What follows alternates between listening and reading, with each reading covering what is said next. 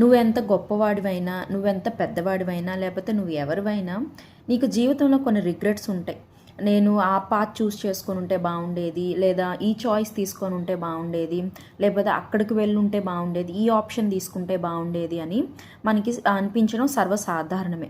అయితే ఈ రిగ్రెట్స్ గురించి దేవునిలో ఉంటే ఎలా ఉంటుంది, ఆయన ఎలా మనల్ని నడిపిస్తాడు అనేది 25వ కీర్తన 12వ వచనం నుంచి చూస్తే, యెహోవా యందు భయభక్తులు గలవాడెవడో వాడు కోరుకొనవలసిన మార్గమును ఆయన వానికి బోధించును, అతని ప్రాణము నెమ్మదిగా ఉండును, అతని సంతానము భూమిని స్వతంత్రించుకొనును అని దేవుడు మాట్లాడుతూ ఉన్నాడు. మనం రిగ్రెట్స్ అనేవి పెద్ద మేజర్ విషయాల్లో ఉండొచ్చు, మైనర్ విషయాల్లో ఉండొచ్చు. మైనర్ విషయాల్లో ఉంటే అది పెద్ద మనల్ని ఏమి కలిచివేయదు, మనం మర్చిపోతాం, ఓకేలే అని వదిలేస్తాం. కానీ జీవితంలో ఎంతో నష్టపోవలసిన పరిస్థితులు మనం తీసుకున్న డెసిషన్స్ వల్ల వచ్చినప్పుడు, నేను అలా చేసుంటే బాగుండేది, ఇలా చాయిస్ తీసుకొని ఉంటే బాగుండేది అని మనకు అనిపిస్తూ ఉంటుంది. ఇప్పటికైనా ఆలస్యం అయింది లేదు.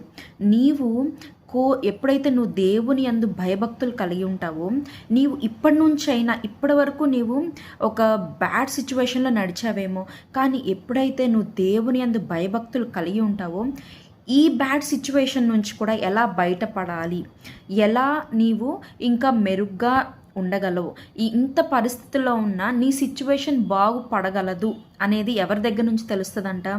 దేవుని దగ్గర నుంచి తెలుస్తుందంట. యెహోవా యందు భయభక్తులు గలవాడెవడో వాడు కోరుకొనవలసిన మార్గమును ఆయన వారికి తెలియజేస్తాడంట.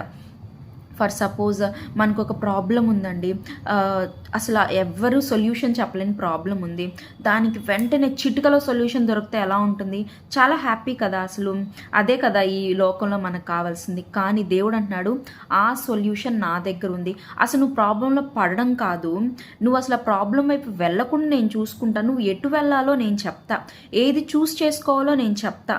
నువ్వు ఇంక నుంచి ఇక్కడ స్టార్ట్ అయినప్పుడు ఇంకా నీ వే ఏంటి, నీ పాత్ ఏంటి, నీ చాయిస్ ఏంటి, నువ్వు ఎవరిని కలవాలి, ఎవరితో ఉండాలి, ఏది చదవాలి, ఎక్కడికి వెళ్ళాలి, ఇవన్నీ నేను నీకు చెప్తాను, నువ్వు మాత్రం నా యందు భయభక్తులు కలిగి ఉండు అని దేవుడు మాట్లాడుతున్నాడు. ఇంకా మన లైఫ్లో రైట్ చాయిసెస్ చేసుకుంటే మన ప్రాణం ఎలా ఉంటుంది? నెమ్మదిగా ఉంటుంది. ఓకే, నేను సెటిల్ అయ్యాను, నేను చాలా హ్యాపీగా ఉన్నాను, నా ఫ్యామిలీ హ్యాపీగా ఉంది అని మనకు అనిపిస్తుంది. అలాగే దేవుడు కూడా చెప్తున్నాడు, నువ్వు ఎప్పుడైతే రైట్ పాత్ చూస్ చేసుకుంటావో నీ ప్రాణానికి నెమ్మది దొరుకుతుంది, మనశ్శాంతితో ఉంటావు. అలాగే నీ చిల్డ్రన్ భూమిని స్వతంత్రించుకుంటారంట. అంటే ఏంటి? మొత్తం భూమి వారి పేరు మీద రాసి ఉంటుందని కాదు, కానీ వారు